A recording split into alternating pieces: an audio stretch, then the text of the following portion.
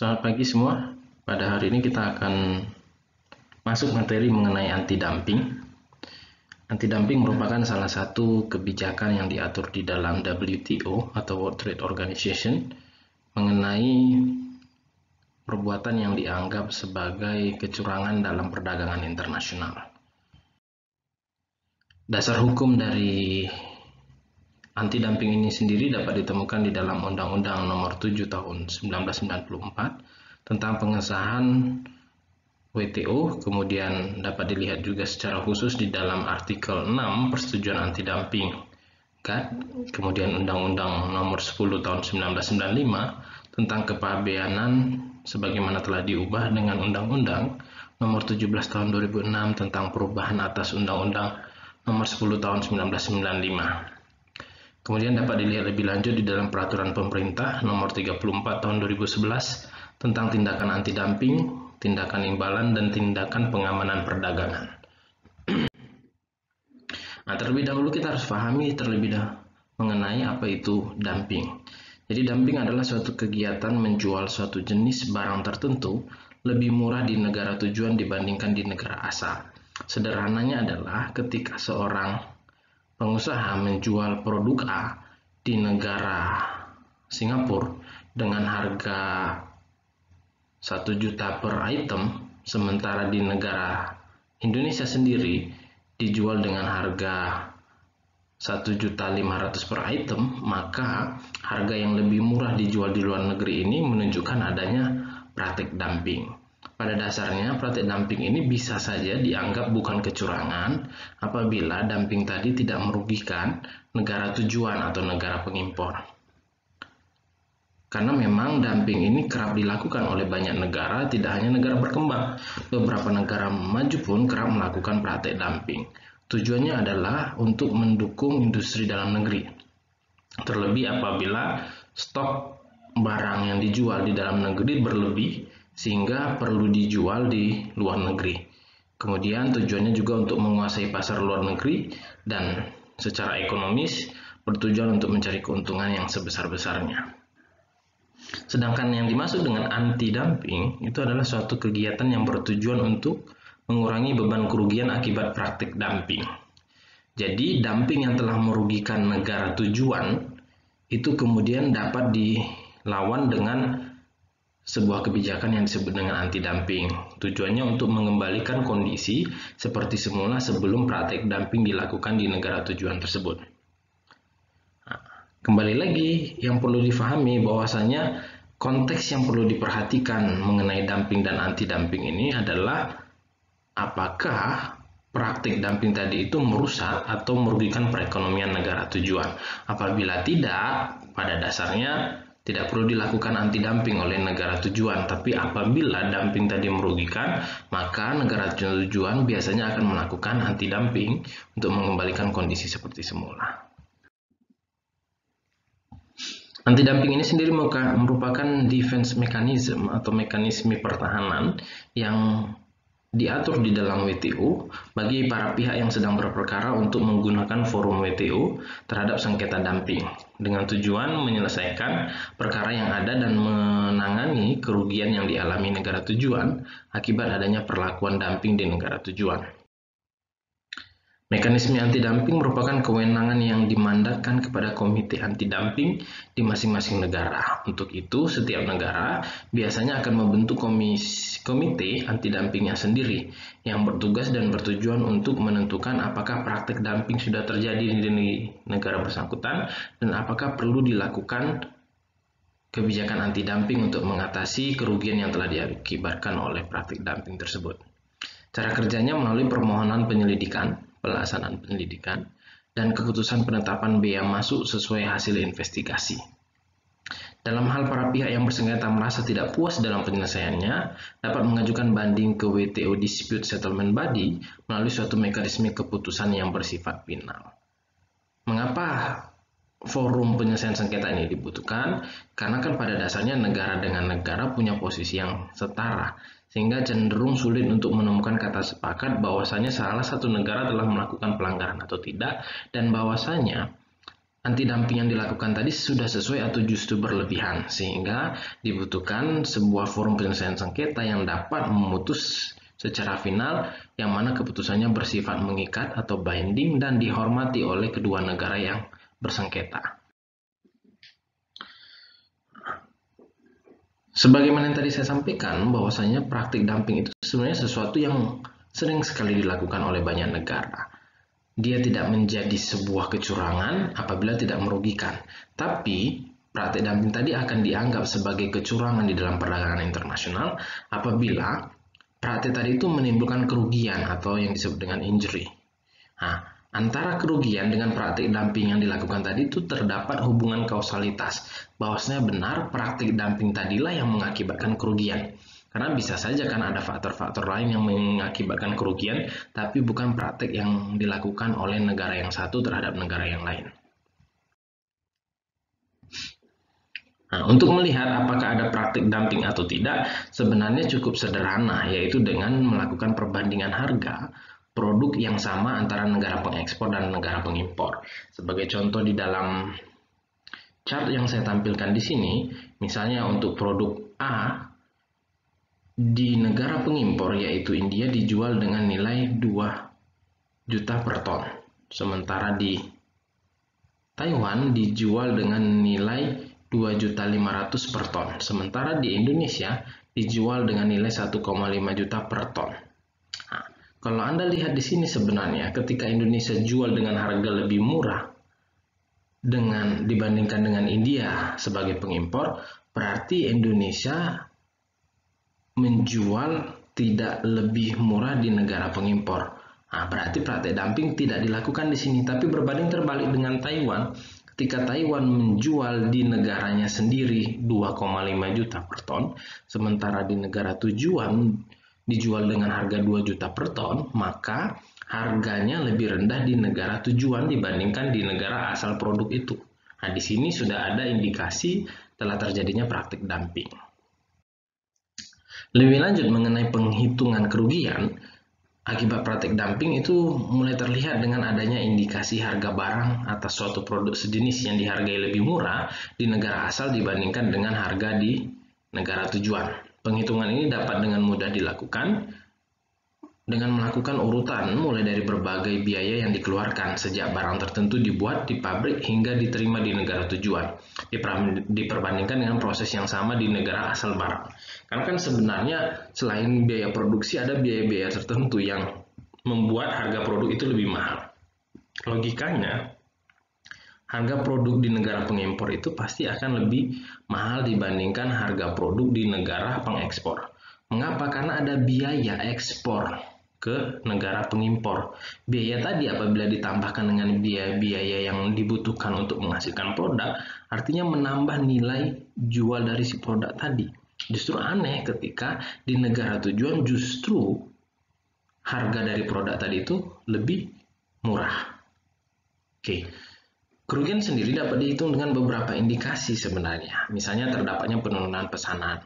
Sebagai contoh, ketika produk A dijual ke negara tujuan, maka barang sejenis yang dijual di negara tujuan itu mengalami penurunan pesanan diakibatkan harga produk di negara tujuan untuk barang sejenis tadi lebih mahal dibandingkan harga produk impor. Tentu sebagai konsumen dimanapun mereka berada akan memilih produk dengan harga yang lebih murah, apalagi jika spesifikasi terhadap produk tadi itu sama. Nah, kemudian indikasi lain itu adalah terjadinya PHK. Ya tentu ini adalah after impact ya, setelah penurunan pesanan. Ketika pesanan berkurang, kan artinya penghasilan dari pelaku usaha di negara tujuan juga berkurang, sehingga mengakibatkan adanya PHK terhadap pegawai. Kemudian berkurangnya jam kerja, ya karena pesanan berkurang, maka jam kerja juga semakin berkurang. Karena dikhawatirkan jika produksi terus-menerus dilakukan, sementara produk tidak terjual di negara tujuan.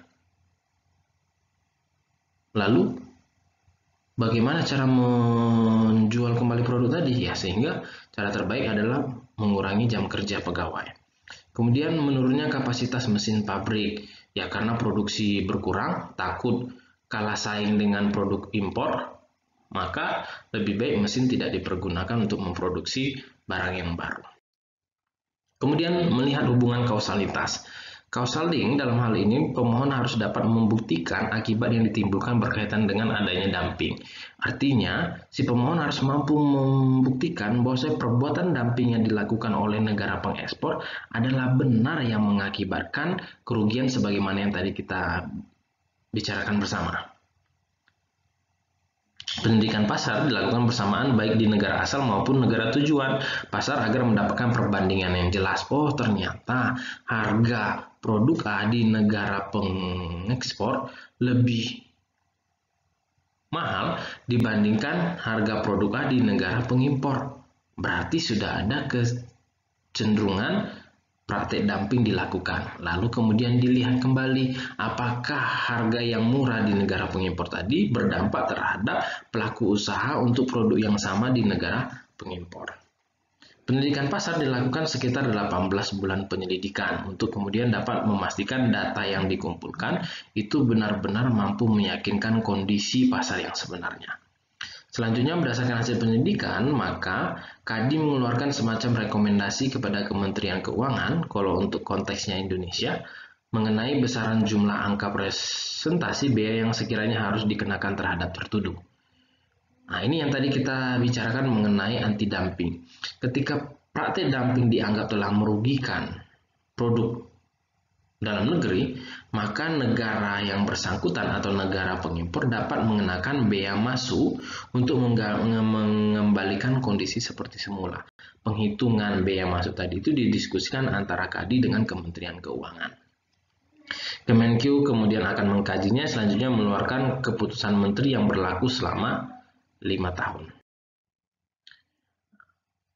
Dalam proses investigasi untuk menentukan keberadaan, tingkat, dan akibat setiap tuduhan dumping akan diawali dari permohonan tertulis oleh atau atas nama industri dalam negeri. Jadi industri-industri dalam negeri yang merasa dirugikan akibat harga murah produk impor tadi dapat kemudian meminta secara tertulis supaya dilakukan penyelidikan dari adanya indikasi praktik dumping. Pada prinsipnya, berdasarkan pasal 5.8 anti-dumping Code 994, suatu investigasi harus dihentikan apabila produsen yang mendukung permohonan jumlahnya kurang dari 25% produk dalam negeri. Artinya begini, produk A dari negara pengekspor datang ke negara pengimpor.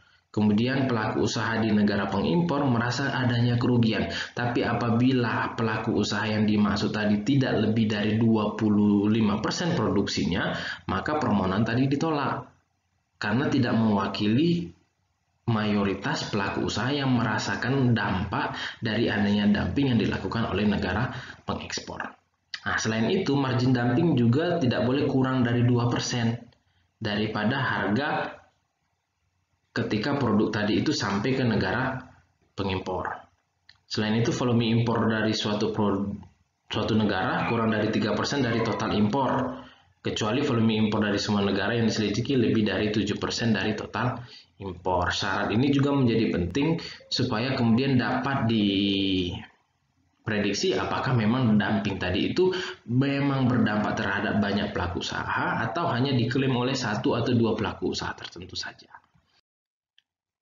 Lebih lanjut mengenai tindakan balasan atau yang disebut dengan anti-dumping, terkait hal tersebut apabila komite dari masing-masing negara mampu membuktikan bahwa ditemukannya tindakan dumping yang merugikan, maka suatu negara diperbolehkan melakukan tindakan balasan berupa pengenaan bea masuk anti-dumping. Nah, bea masuk anti-dumping ini adalah implementasi secara konkret dari yang disebut dengan kebijakan anti-dumping. Bea masuk anti-dumping itu merupakan pemungutan negara yang dikenakan terhadap barang dumping yang menyebabkan kerugian. Bea masuk anti-dumping sementara juga dapat dikenakan apabila proses penyelidikan mengenai praktik dumping itu masih dilakukan sepanjang berdasarkan bukti permulaan yang cukup. Kenapa menjadi penting adanya bea masuk anti-dumping sementara? Karena kan kita harus sadari proses penyelidikan ini akan memakan waktu tertentu. Sementara apabila praktik dumping tadi sudah merugikan industri dalam negeri, Maka dikhawatirkan ketika putusan keluar, pelaku usaha dalam negeri yang memohonkan dilakukannya penyelidikan sudah keburu bangkrut, sehingga keputusan tadi sudah tidak punya dampak apapun terhadap si pelaku usaha yang mengalami kerugian akibat adanya praktek dumping. Terkait dengan penentuan biaya masuk anti dumping, itu dikenakan terhadap barang impor setinggi-tingginya sebesar selisih antara nilai normal dengan harga ekspor dari barang tersebut. Misalnya tadi, ketika produk A dijual di India dengan harga 2 juta, sementara di Taiwan dijual dengan harga 2.500.000, maka ada selisih sampai dengan 500.000. Nah, itulah yang menjadi hitungan ketika penentuan biaya masuk anti dumping dilakukan. Yang dimaksud dengan harga normal adalah harga yang sebenarnya dibayar atau akan dibayar untuk barang sejenis dalam perdagangan pada umumnya di pasar domestik negara pengekspor untuk tujuan konsumsi. Sementara harga ekspor adalah harga yang sebenarnya dibayar atau akan dibayar untuk barang yang diekspor ke daerah pabean Indonesia. Sebenarnya contohnya begini. Tadi kan di Taiwan dijual dengan harga 2.500.000, sementara di India dijual dengan harga 2 juta. Logikanya ketika produk dari Taiwan dijual ke India, maka harga yang akan berlaku di India harusnya adalah 2.500.000 plus biaya ekspor. Sedangkan di dalam negeri dijual 2.500.000, masa dijual di luar negeri lebih murah, harusnya 2.500.000 plus biaya ekspor. Kemudian untuk Indonesia sendiri, wewenang untuk melakukan kebijakan anti dumping itu dilakukan oleh Komite Anti Dumping Indonesia atau yang disebut KADI, yang tadi kita sudah sempat singgung. Lembaga lain yang dapat terlibat adalah Ditjen Tarif pada Kemenq, yang tugasnya menentukan besaran jumlah angka dalam persentase biaya masuk. Nah, untuk itu kita akan coba melihat kepada kasus yang mana saya sudah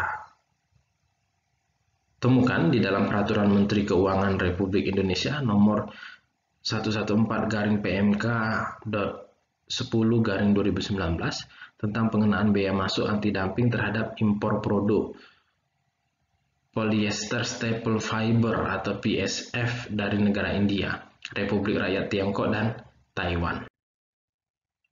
Oke, kalau Anda lihat isi daripada peraturan tersebut, di dalam pasal 2-nya dinyatakan bahwa negara asal dan nama perusahaan yang memproduksi dan atau mengekspor barang impor yang dikenakan biaya masuk anti dumping sebagaimana dimaksud dalam pasal 1 dan besaran biaya masuk anti dumping adalah sebagai berikut. Sehingga untuk produk-produk yang berasal dari India itu ada persentase biaya masuk anti dumpingnya. Jadi harga produk di India tadi ditambah dengan 5,82% misalnya untuk Reliance Industries Limited atau untuk Ganesh Polytech Limited 16,67% dan untuk eksportir produsen lainnya itu sampai dengan 16,67%. Kalau Anda lihat di tabel berikutnya untuk Republik Rakyat Tiongkok juga terdapat persentase 16,10 untuk eksportir produsen lainnya.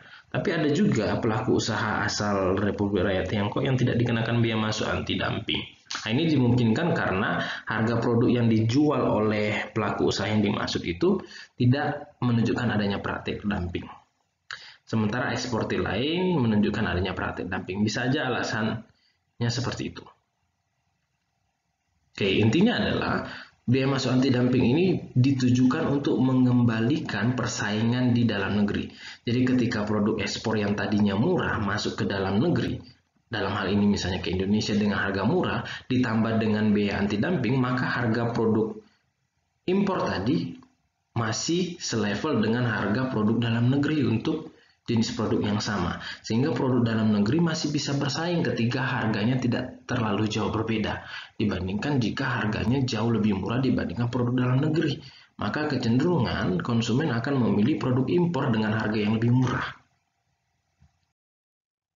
Oke, itu saja yang dapat saya sampaikan mengenai materi hari ini. Semoga bisa bermanfaat bagi Anda semua. Terima kasih.